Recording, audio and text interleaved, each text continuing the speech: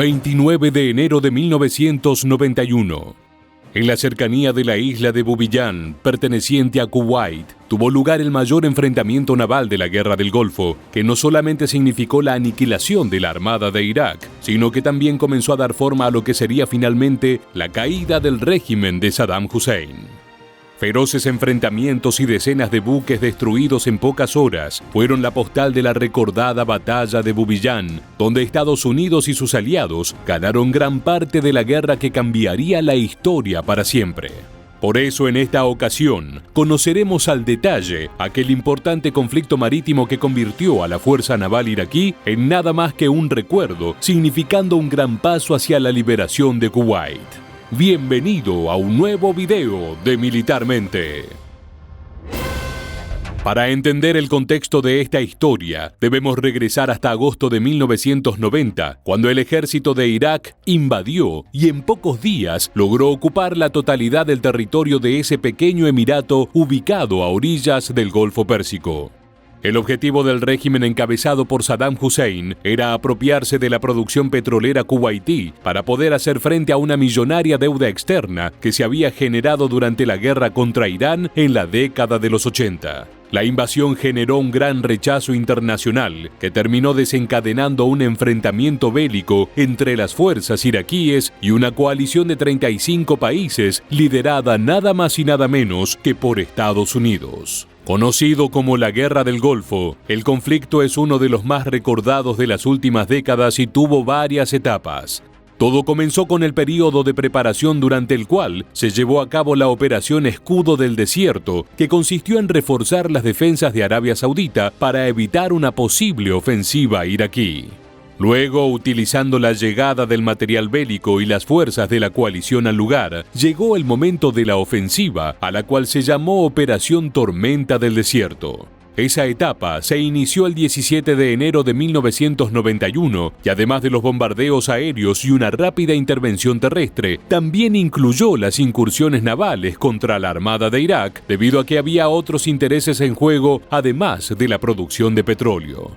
Es que al escenario se sumó el conflicto centrado en la soberanía de la pequeña isla Warbagh, con una superficie de 37 kilómetros cuadrados, y la isla de Bubiyán, de 890 kilómetros cuadrados, ambas en poder de Kuwait. Fue en las costas de Bubiyán donde finalmente tendría lugar el mayor enfrentamiento marítimo de la guerra, y todo comenzó durante los primeros días, cuando barcos y aviones de Estados Unidos, Gran Bretaña y Canadá interceptaron a las fuerzas navales iraquíes mientras intentaban huir hacia Irán.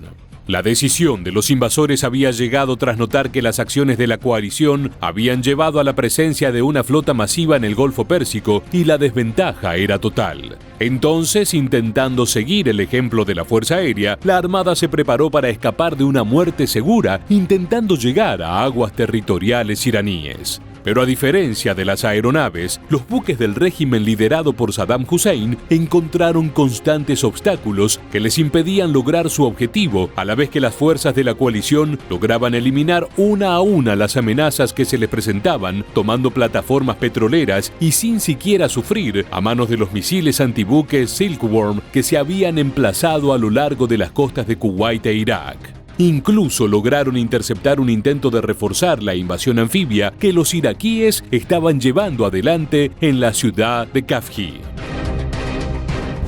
No pasó mucho antes de que las fuerzas aliadas también comenzaran a dañar y destruir las diferentes embarcaciones enemigas, especialmente las que contaban con capacidades lanzamisiles.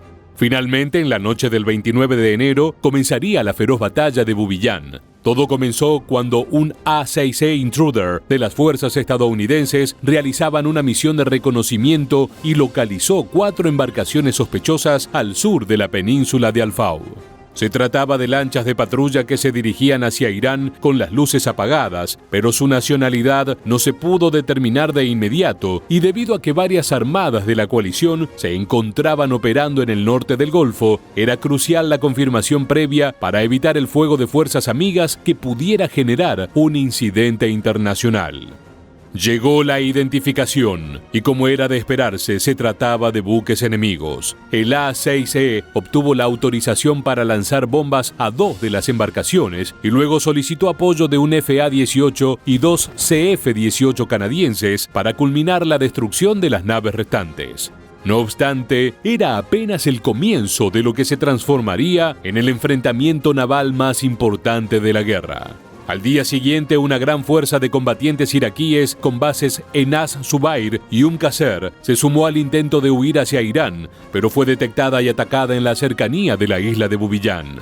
La contienda se extendió por 13 horas y terminó con un saldo de más de 20 enfrentamientos contra buques de superficies iraquíes, barcos estadounidenses, helicópteros Lynx de la Marina Real Británica y los CF-18 Hornet de Canadá fueron los principales protagonistas de la coalición y lograron destruir un total de 21 embarcaciones enemigas. Algunas de las víctimas fueron los barcos de misiles TNC-45 y OSA, barcos anfibios Polnokny, dragaminas T-43 y lanchas patrulleras clase Suk.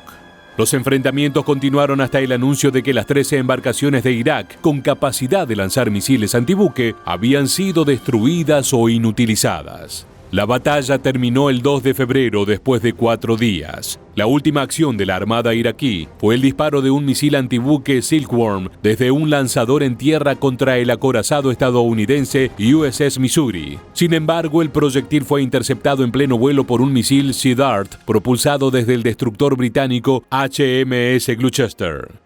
Así fue como entre la batalla de Bubiyán y una serie de ataques aéreos contra las instalaciones portuarias iraquíes, se eliminaron todas las amenazas de superficie para los barcos de la coalición en el Golfo y la Armada de Irak dejó de existir. Había tenido un saldo de 143 buques de guerra destruidos o gravemente dañados. Sin dudas, ese resultado fue el reflejo de la desigualdad entre el poder de las fuerzas al mando de Saddam Hussein y la alianza liderada por Estados Unidos. Algo que también se vio claramente en el saldo total de la Guerra del Golfo, que incluyó la muerte de alrededor de 30.000 militares iraquíes contra menos de 500 hombres perdidos por la coalición. El contundente triunfo naval fue uno de los pilares para ganar la guerra y el gobierno de Irak finalmente aceptó retirarse de Kuwait. Así fue como la soberanía del país logró ser restablecida el 3 de marzo de 1991. No obstante, antes de despedirnos debemos asegurar que el conflicto también dejó su marca en otros aspectos. Es que el debilitamiento del régimen de Hussein, que fue aprovechado por los chiíes y los kurdos para iniciar rebeliones en el sur y en el norte de Irak, se vio acompañado por un nuevo rol de Estados Unidos, quien aumentó considerablemente su presencia en el Golfo Pérsico con el fin de garantizar la normal producción y distribución del petróleo. De todas maneras, no todo fue ganancia para los norteamericanos, ya que a pesar de ganar un aliado en Arabia Saudita, se llevó un fuerte resentimiento del mundo árabe, del cual se nutrieron diversas organizaciones terroristas para reclutar nuevos miembros y consolidar su accionar. Pero eso es otra historia. Ahora sí llegó el momento de despedirnos. Muchas gracias por acompañarnos hasta el final y quédate atento a nuestro canal para reencontrarnos en el próximo video.